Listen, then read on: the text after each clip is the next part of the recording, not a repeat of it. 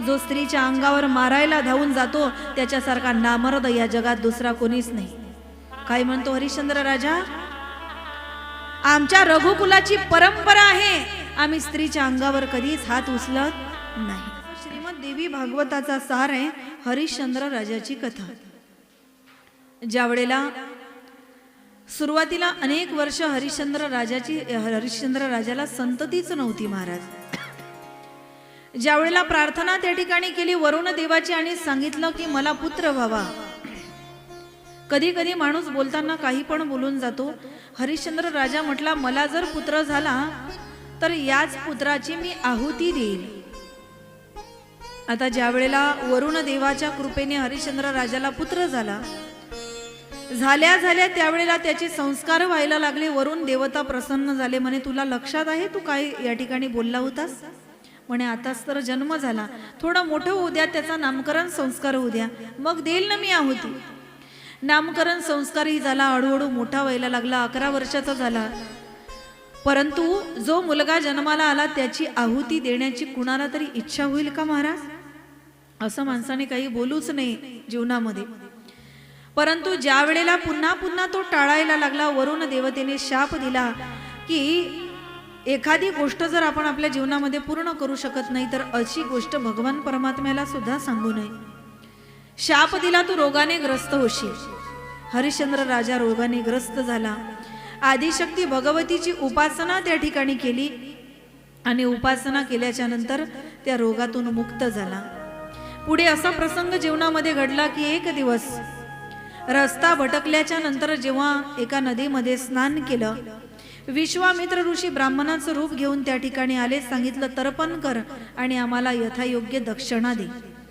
संकल्प सोडला राजाने, पण म्हटले जेव्हा मला हवं असेल तेव्हा मी मागून घेईल. एक दिवस विश्वामित्र ऋषी त्या ठिकाणी आले आणि हरिश्चंद्र राजाला सर्व राज्य वैभव सगळं मागून घेतलं महाराज. परंतु नाही तरी म्हणावं कसं, आपणच संकल्प सोडलेला आहे. आणि रघुकुलाची परंपरा आहे, रघुकुल रीती सदा चली आई, प्राण जाई पर वचन ना जाई. संकल्प सोडला महाराज राज्याचा, राज्य हातातून निघून गेलं. सांगितलं सर्वांना दक्षिणा वाटत फिरत असतो ना, आम्हाला पण दक्षिणा पाहिजे. हरिश्चंद्र राजा म्हटला महाराज माझ्याकडे जेवढं होतं ते सगळं तर मी तुम्हाला देऊन टाकलं, माझं सर्वस्व दिलं, राज्य दिलं, आता दक्षिणा तुम्हाला कुठून देणार मी? म्हटले असं आहे का? नाही देऊ शकत असा सांग ना मग. त्यावेळेला हरिश्चंद्र राजा म्हटला 1 महिन्याचा अवधी द्या महाराज, दक्षिणेची पण पूर्तता करेन.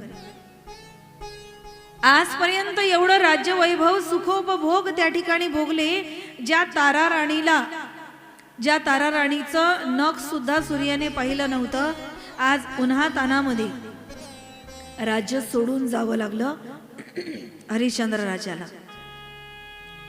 ज्या रोहितने एवढं राज्य एवढं सुख त्या ठिकाणी पाहिलं होतं, त्या रोहितला अनवानी पायाने रस्त्याने चालताना जेव्हा पाहिलं, अतिशय दुःख वाटायला लागलं हरिश्चंद्र राजाला, अतिशय दुःख वाटायला लागलं.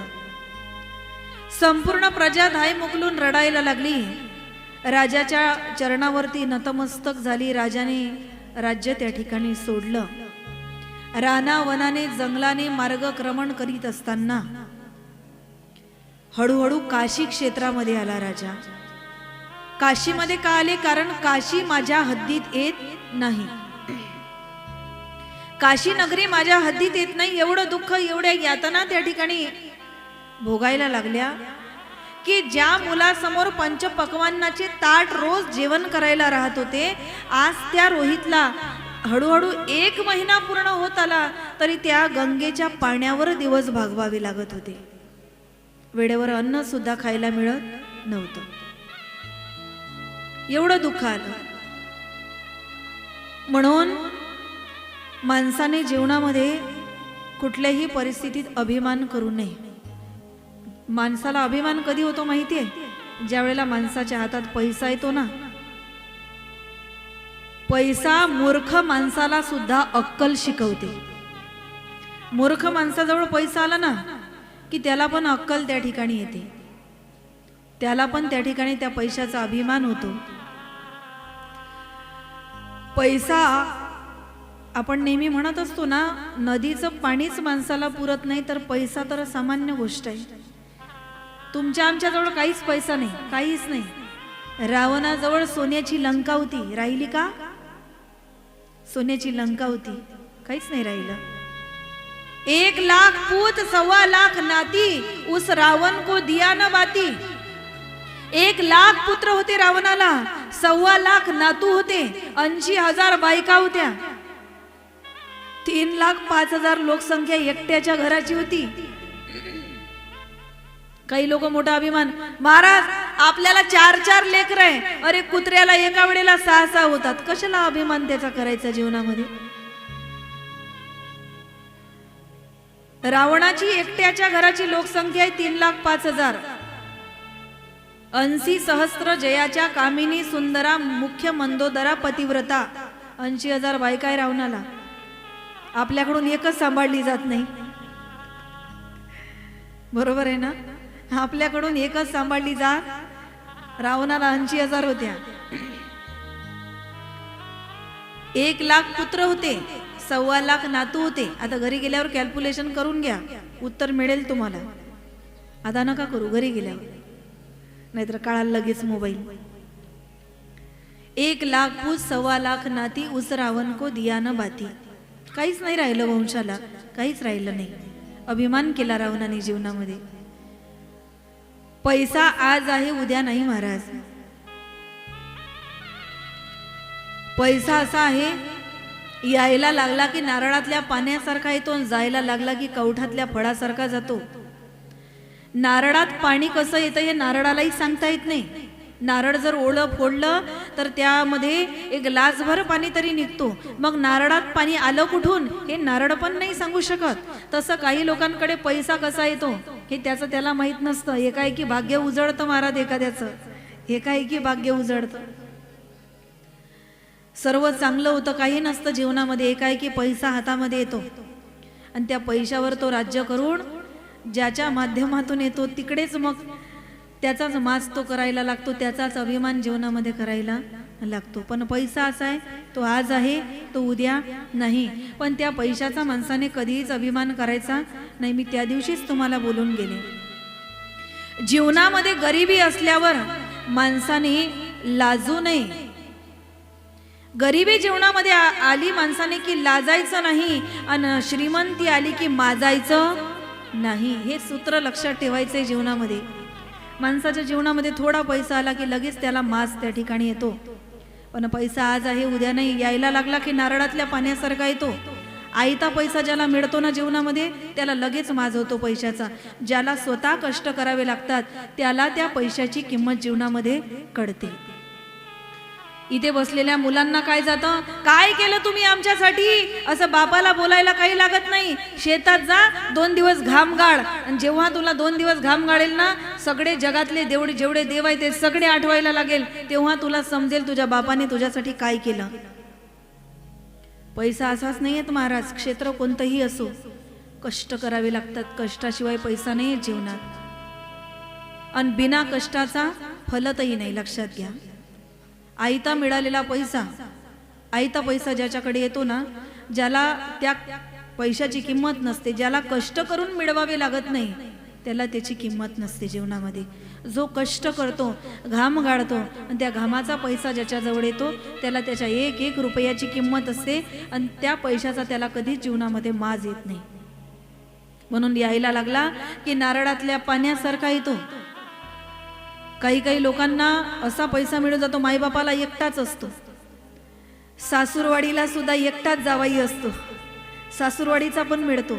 एवढ्यात भाग्य उजळतं. एखादा त्याला दत्तकही घेऊन इकडून येतो, तिकडून येतो, तिकडून येतो, सगळीकडून पैसा येतो. यायला लागला की नारळातल्या पाण्यासारखा येतो, जायला लागला की कवठातल्या फळासारखा जातो. असं म्हणतात, कवठाचं फळ जर हत्तीने खाल्लं तर हत्ती चावून चावून खात नाही, तसाच गिळून घेतो. गिळे ना का, मग दुसऱ्या दिवशी जेव्हा बाहेर पडतं त्याही दिवशी ते जसं गिळलं तसंच बाहेर पडतं. तुम्ही म्हणाल याला काय अर्थ आहे? जसं गिळलं तसंच बाहेर पडलं, तसंच बाहेर पडलं. फळ फुटलं नाही, पण तुम्ही जर फोडून पाहिलं तर त्या कवठाच्या फळामध्ये काहीही राहिलेलं नाही. मग कवठाच्या फळाच्या आतला घर गेला कुठं हे हत्तीलाही सांगता येत. तसं काही लोकांचं कसं जातं हे त्याचं त्यालाही कळत नाही महाराज. पैसा यायला लागला की नारळातल्या पाण्यासारखा येतो, जायला लागला की कवठातल्या फळासारखा जातो. कधी कधी भिकाऱ्याचा राजा होतो, राजाचा भिकारी व्हायला सुद्धा त्याला वेळ लागत नाही. म्हणून अभिमान जीवनामध्ये धनाचा असो, सत्तेचा असो, संपत्तीचा असो, सौंदर्याचा असो, वैभवाचा असो, कशाचाच अभिमान करायचा नाही. कलेचा असो, कशाचाच अभिमान करायचा नाही. कारण नश्वर आहे हे सर्व, कधीतरी संपणार आहे. पैशाची काय गोष्ट घेऊन बसलात, पैसा भिकारी पण कमावतो महाराज. रस्त्यावर बसतो ना तो भिकारी, तो पण पैसा कमावतो. आज शेतकऱ्याचे घरं लहान असतील पण भिकाऱ्यांनी बिल्डिंगा बांधलेल्या आहेत. पैशाचं काय घेऊन बसला. पण पैसा सन्मार्गाने मिळवावा, स्वतःच्या कष्टाने मिळवावा.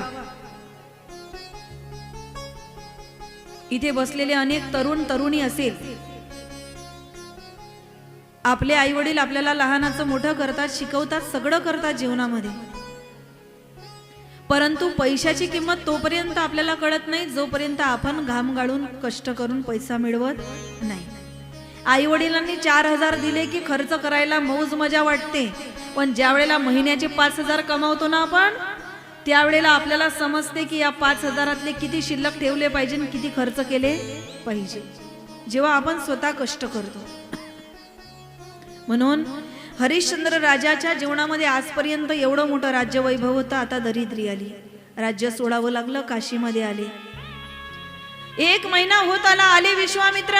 सांग, होत नसेल दक्षिणा देणं, शक्य नसेल तर सांगून दे, मी सांगून देईल. या ठिकाणी मी सगळीकडे सांगेल की हरिश्चंद्र राजा दान देऊ शकत नाही. म्हटले नाही महाराज, 1 महिना पूर्ण व्हायला अजून 1 दिवस बाकी आहे. काय करणार आहेस एका दिवसामध्ये? तशीच वेळ आली ना महाराज, हा हरिश्चंद्र राजा स्वतःला विकून टाकेल तरी तुमची दक्षिणा तुम्हाला देईल. विकणार आहेस, विक ना मग. 1 दिवस द्या महाराज, 1 दिवस अजून शिल्लक आहे.